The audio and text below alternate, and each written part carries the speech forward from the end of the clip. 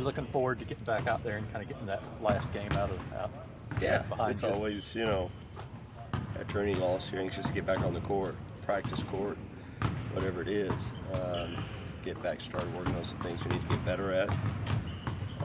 But I'm always interested to get back around my team, period, whether it's on the court or whatever.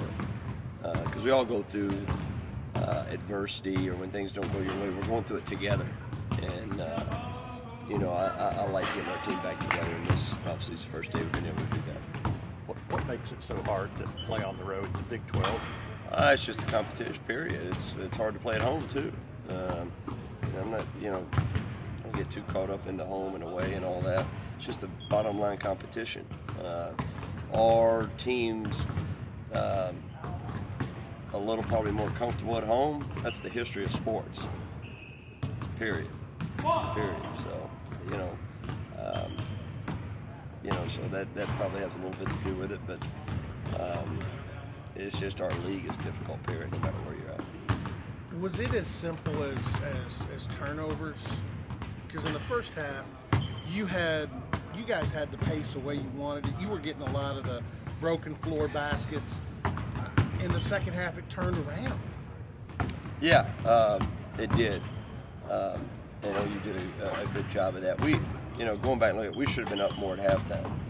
Really, we should have had probably a 15-point lead if we'd played if we'd scored the way we did. But give them credit; they hung in there. We didn't take advantage of a few opportunities.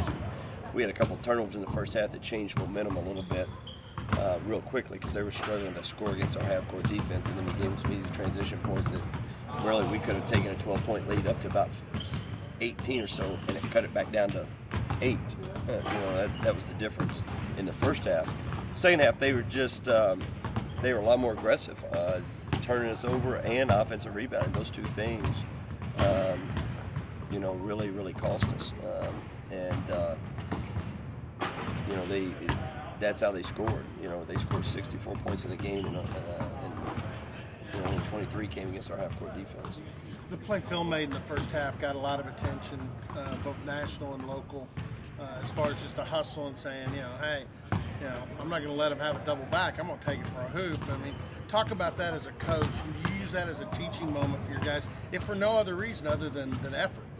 We talk about it all the time. You never give up on a play, no matter what. We always talk about the next play, move on, or keep playing, finish plays. We use a lot of different terminology, but keep playing, and that's a typical Phil Forte hustle play. That's kind of what we expect of them. Travis, are there things that your team has to do down the stretch here that you're still looking for them to do? Yes. We have a very good understanding, I think, of who we are and what we need to do to win, without getting into a lot of that. But we can't turn the ball over. That's one thing. We got to take care of the basketball. Our half-court defense normally is too good to be giving up easy transition points, and plus we need opportunities to score. So turnovers are a big deal to us, and we need to hold our turnovers down to give ourselves a chance. We need more guys playing these next 9 games. We need more guys stepping up playing. I need to get more guys playing time. I need to get some consistency out of some guys.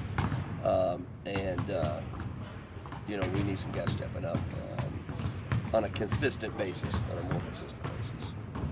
You said the other night after the game that everybody knows what everybody else is doing now, as far as offensively. So does it come down to who wants it more sometimes and just playing harder? Yeah, everybody's going to play hard, but who's going to make that extra effort, the multiple efforts?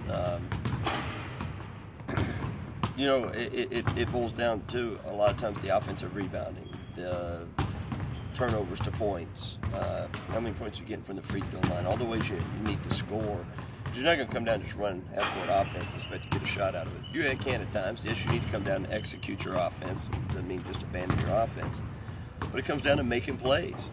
When you've defended a team, and it gets down to 15, 14, 13, 12. Now they're going to start breaking you down. They're going to make the shot, or is our defense going to be better? Somebody's going to have to make a play, and that's a lot of what they made more plays than us in the second half, and they converted more than we made more plays in the first half, but didn't convert them. about the same amount of made plays. They just converted a lot more plays than we did in the second half. And yeah, it's that simple. We talk, I think, and we talk about to our team all the time. You got to make a play. There's a lot of ways to make a play. Blocks, charges, steals, deflections, an assist, making a shot when you're open. We got a lot of pretty good, decent-looking shots, same ones they got. But, you know, Woodard made big ones. Woodard made us pay when he was open. Those are the team. That's the team that's going to win when they make you pay. And you know, you just got to make more plays than the other team. We talked to Mitchell a week or two ago. One of the things he said was that he was deferring a little bit on the offensive end. It seemed like maybe the other night he got a couple offensive rebounds, maybe could have gone up for a shot and decided to kick it out instead. Deferring's a good way to put it, I guess. Yeah, he does. Right now we're working with him, and that's something we want to work on these next 9 games, and hopefully get him a few more opportunities to score. May happen, may not. It's going to be up to him and the mentality. But we want him to shoot certain shots. We want him to have putbacks. He's a very good 3-point shooter. You know, here's a guy who, you know, I expect probably, he may not be averaging a point a game. I don't even know what he's averaging. He'll probably be a double-digit scorer this time next year. He's that good offensively. Maybe one of the most deceptive offensive players I've ever coached as far as right now. Very good offensively. We come out here and shoot, probably the second best shooter on our team. Very consistent. Shooting drills, everything. Consistent as anybody on our team, knocking them down. As I'm sitting here watching him shoot, he's made 3 in a row. I mean, but we're all begging him to shoot him. We want him to, but I understand. I don't want to put too much pressure.